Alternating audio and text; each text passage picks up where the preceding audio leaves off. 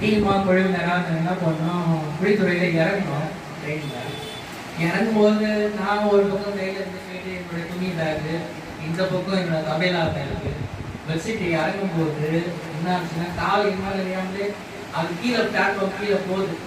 என்ன பண்ணுறதுன்னு தெரியல சப்பான்னு சொல்லிட்டு அப்புறம் வந்து என் லக்கேஜ் ஓகே வாங்கிட்டு என்னை பிடிச்சி அப்புறம் தூக்கி இறக்கி விட்டாங்க. 2வது பிளாட்ஃபார்ம் வந்து அந்த இடத்துல ட்ரெயின் வந்து ரொம்ப ஹைட்டில் இருந்துச்சு. ஏன்னா எங்களால் எந்தையும் அறியாமலும் அந்த பேலன்ஸ் பண்ண முடியாத சூழ்நிலை இருந்துச்சு. கீழே உள்ள ஸ்டேஜ் கொஞ்சம் கிட்ட தான்.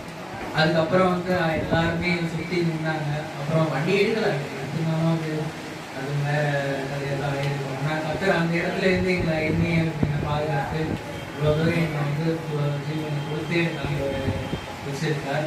அது மட்டும் இல்லாமல் கடந்த நாட்களில் வந்து பார்த்தீங்கன்னு சொன்னால் அந்த இடத்துக்கு வர முடியாத சூழ்நிலை நான் வந்து மாட்டிக்கிட்டேன். பஸ்ஸில் ஒரு பக்கம் இருந்தாலும் டிராஃபிக் இருந்தாலும் அது ஒரு பக்கம் எனக்கு வர முடியாது. கூட்டத்தில் நேசத்தில் எங்கேயும் போகணும்னு தெரியல. சரி லேட் ஆச்சுன்னா பாதியில் கலந்துக்க முடியாது அப்படின்னு சொல்லிட்டு நான் வீட்டுக்கு தனிமையாக இருந்துச்சு.